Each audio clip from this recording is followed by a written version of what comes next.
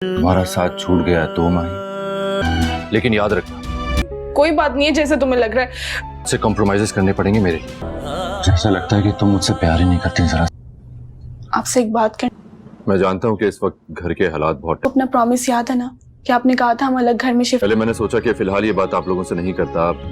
Drama serial मोहब्बत रेजा रेजा का आने वाला एपिसोड बहुत ही इमोशनल होने वाला है। आने वाले एपिसोड में आप देखेंगे कि सबात को तो ईसा की ये हालत बिल्कुल भी नहीं देखी जाएगी। सबात जो कि अपने बच्चे और ईसा के साथ अपने घर में होगी तो सब घर वाले उसे यही समझा रहे होंगे कि बेटा तुम इतना सब कुछ आसानी से कैसे छोड़ कर आ गए हो, ऐसे तो तुमने उन लोगों को मौका दे दिया है, जो वो हासिल करना चाहते थे उनको मिल गया है। ईसा जो कि अपनी माँ की वजह से पूरी तरह टूट चुका है, वो उन्हें कहेगा कि ये दौलत शान और शौकत तो कभी मेरी ख्वाहिश थी ही नहीं, मैं तो ये सब कुछ अपनी फैमिली के नाम ही कर चुका था, मैंने अपने नाम पर तो कुछ भी नहीं किया था, पर अम्मी को मुझ पर भरोसा ही नहीं था। कह रहे सबके बाद सबात हो जाएगी और जाकर ईसा की माँ को ये कहेगी कि आपने ये बिल्कुल भी अच्छा नहीं किया ईसा के साथ। उस बेटे ने जिसने आपको हमेशा अपनी सगी माँ समझा, आपने ईसा के जज्बातों के साथ खेला है। इस सब के लिए वो भले आपको माफ कर दे, मैं आपको कभी माफ नहीं करूंगी। जिस पर आरएस भी सामने खड़ा होगा और वो उसे कहेगा कि अब ये तुम्हारे शौहर का घर नहीं है कि तुम यहाँ पर आओगी और इस तरह से बात करोगी अम्मी से। सबात उससे कहेगी कि मुझे और ईसा को भी यहाँ रहने का कोई शौक नहीं, मुझे ईसा पर पूरा भरोसा है कि ईसा ये सब कुछ फिर से हासिल कर सकता है, क्योंकि उसके पास जो चीज़ है वो आप लोगों के पास नहीं है और वो है सच्चाई।